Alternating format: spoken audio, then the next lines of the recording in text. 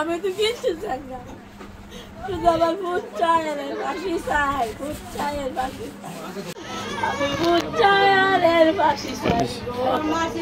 আমার কেউ নাই গো, আমার ভূত চাই না রে ওরা, আমার তো একটা ভূত, আমি তো বলছি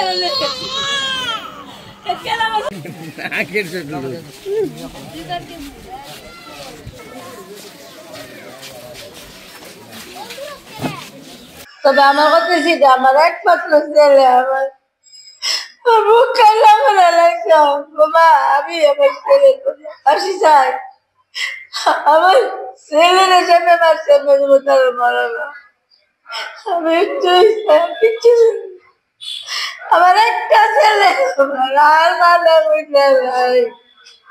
এই বাবুল আমার কাছে সুন্দর লাগছে, এই বাবুলি ওরে মারছে, ওদের বাড়িতে নিয়ে ওরাই মারছে। বাবুল দিলীপ আমি আর ফাঁসি চাই, আমি আর কিচ্ছু না, আমার আর কারোর সন্দেহ না, মারছে আর কিচ্ছু না। আমার আমরা তো বাপ পাইতাম না।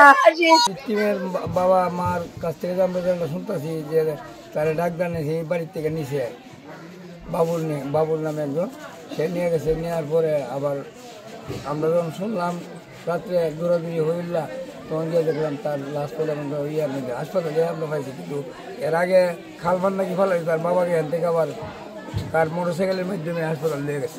রাজনীতি কোনো আসেন না, তা বিএনপি করতো, কিন্তু তার রাজনীতি কোনো দোষ ছিল না, রাজনীতি কোনো দরবারও না। এখন এই ব্যাপারে শুনতেছি দিলীপ সহ এমপি চারজন তারা ছিল, এই ধরনের কথাবার্তা আমরা শুনতেছি এলাকার কাছে। মামলা এখনো হয়নি, মামলায় হবে,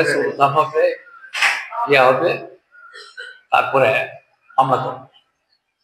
মামলা করব।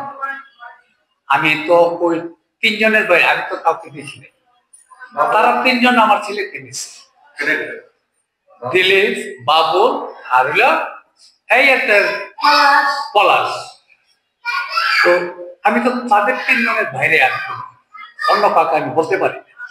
মানে বলতেছে যে এই দুইটা না, এটাকে পাওয়া যাবো, এটাকে মারতে। কিছুক্ষণ পরে খবর আছে যে হ্যাঁ দুইজন মনে মারা গেছে। ওই আতঙ্ক করে সবাই ধ্যান জন্য এলাকা বাড়ি ফেলে গেছে। আমরা অবস্থানে গেছি রাত্র 1:30টার আগে হবে বাড়িতে গোসল দিয়ে, রাত্রে গোসল দিয়ে স্কিনের সমস্যা আছে, ওষুধ লাগে শরীরে, ওষুধ লাগাই সারছি। এমনি আমার পুত্রবধূ ফোন দিচ্ছে, আব্বা সাতাম একটু গুলি করে বাইরে গেছে। আরে কই সামনে দৌড়াই গেলাম।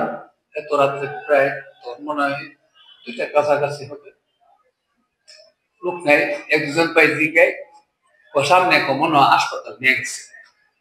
নতুন রেজিস্টার দিয়ে ঢুকলাম, কোনো ইয়ে নেই। পরে নতুন রেজিস্টার করে দিয়ে ওই পাশে একটা মসজিদ আছে, কালের ওই পাশে শাকিলের এখানে ওরা শুনছিলাম একটা মিটিং হয়েছে।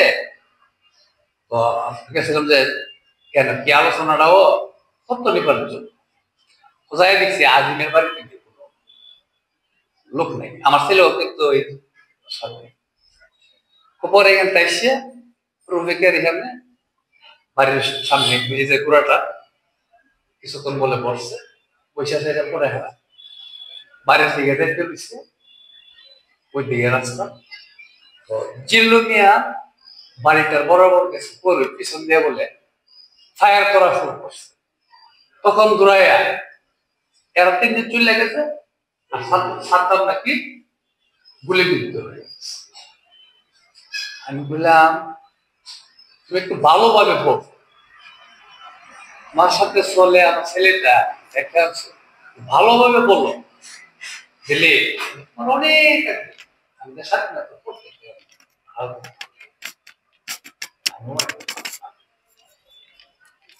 কি আমাকে বলে দিচ্ছে না শশা আমরা ঠিক আছে গাড়ি পিছনে দূরানি ভিতরে যদি গুলি করে ওই তো আমার পিছনে মাথায় লাগবে, পিটনে লাগবে, সরাসরি সিনায় লাগবে, একদম সিনা একটা এই লাগবে, এখানে লাগবে। কয়টা মনে ঘুরে টুরে গেছি ভাই, মানে আর কথাগুলো হইলো দুর্বল, যেগুলো মানে আমার সন্দেহকালী, মানে কথা ভালোভাবে বলতে হবে। দিলে কাজটা ঠিক করো না, তুমি আমার ছেলেটারে ভাইরাল মানে আর মানুষের লোক বেশি পরে এক করে দুই মেঘে মেয়ে বসতে যেন একটা ভুলে গেছিলেন, মানে মানে পরে খবর পেলাম যে প্রশাসন গেছে ইনকোয়ারি লেগে, ওই ইনকোয়ারি করতে গিয়ে গেছে ওই যে জিল্লুকের বাড়ির পরে যে ঠিকানা দিচ্ছে ওইখানে যে এতটুকু জায়গা রক্ত পেয়েছে, অল্প মানে একটা সামথিং একটা, কিন্তু আমার ছেলেটা যোগ করছে রক্ত এখানে ভাইসা দেওয়ার কথা, কিন্তু রক্ত কোথায়, মানে আরো আমার মানে সন্দেহ বাড়ছে। তখন আমি লাইট নিয়ে সেটা টিপে আবার উত্তর দিয়ে দিতে লাগলাম, দেখা যায় ফোটা ফোটা অল্প অল্প ছোট ছোট ফোটা, কিছুক্ষণ গিয়ে পরে দেখি তখন আমি ভাবতেছি কোনটা এরা যে কোনো জায়গায় বিক্রম করছে প্রতিপক্ষকে পাশায় বাড়ি,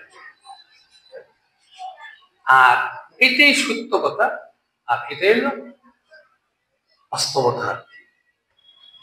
এলাকাতে খবর হচ্ছে যে এলাকার মধ্যে গোলাগুলি হতেছে, বাজার ব্যবসায়ী বাজার থেকে আসলো, আসলে গোলাগুলি নাই, উভয় পক্ষে আছে না, লোকজন আছে প্রচুর, পরে আস্তে আস্তে সব চলে গেছে, আমিও চলে গেছি।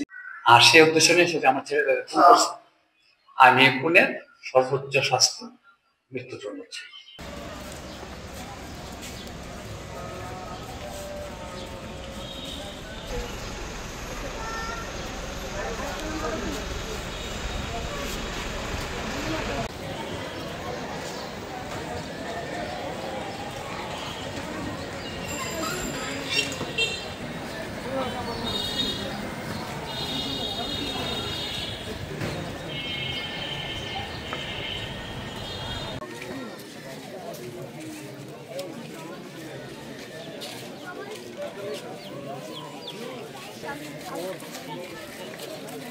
Hah?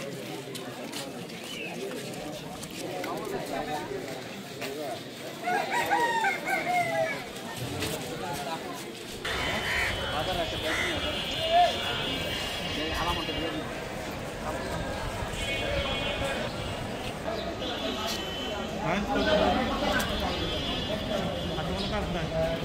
kan?